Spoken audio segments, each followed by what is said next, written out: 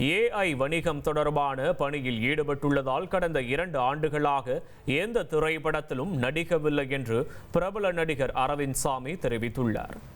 சேலத்தில் நிகழ்ச்சி ஒன்றில் பங்கேற்று பேசிய அவர், தமிழ்நாட்டில் மெய்யழகன் திரைப்படத்திற்கு கிடைத்த வரவேற்பில் தான் திருப்தியடைந்ததாக குறிப்பிட்டுள்ளார். அவரோட இது என்னன்னு தெரியல, எனக்கு தமிழ்ல எடுத்து ரொம்ப நல்லா இருந்துச்சு, பிடிச்சது.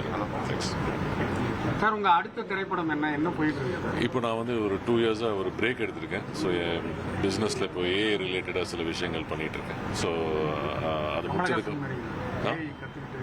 இல்லை, எனக்கு அவர் என்ன பண்ணான்னு தெரியாது. பட் என் பிஸ்னஸில் நான் என்ன பண்ணணுமோ அதான்.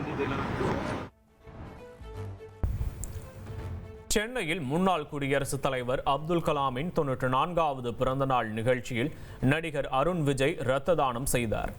சென்னை அயப்பாக்கத்தில் நடந்த நிகழ்ச்சியை தொடங்கி வைத்த அருண் விஜய், இரத்த தானம் செய்வது மிகப்பெரிய சமுதாய அக்கறை என்றும் ஓர் உயிரை காப்பாற்றும் உன்னத செயல் என்றும் தெரிவித்தார்.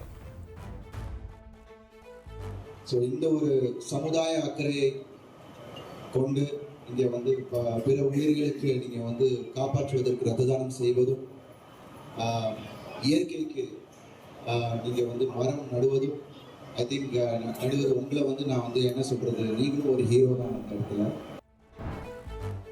முன்னணி நடிகை சமந்தா பாலிவுட்டில் அதிகம் கவனம் செலுத்தி வரும் நிலையில் மும்பையில் புதிதாக வீடு ஒன்றை அவர் வாங்கியுள்ளார். மும்பையில் தாம் வாங்கியிருக்கும் புதிய வீட்டின் சில புகைப்படங்களை அவர் தனது இன்ஸ்டாகிராம் பக்கத்தில் வெளியிட்டுள்ளார். நடிகை சமந்தா இயக்குனர் ராஜ் நிடிமோருவை காதலித்து வருவதாக பாலிவுட் திரை வட்டாரத்தில் கிசுகிசுக்கப்படும் நிலையில் இருவர் தரப்பிலும் இது குறித்து எந்த தகவலும் வெளிவரவில்லை என்பது குறிப்பிடத்தக்கது. இனி செல்லும் இடமெல்லாம் செய்தி. தந்தை டிவியின் வாட்ஸ்அப் சேனலை ஃபாலோ பண்ணினா செல்லருக்கும் இடமெல்லாம் செய்தி. இதோ QR கோட், இப்பவே ஸ்கேன் பண்ணுங்க, ஃபாலோ பண்ணுங்க.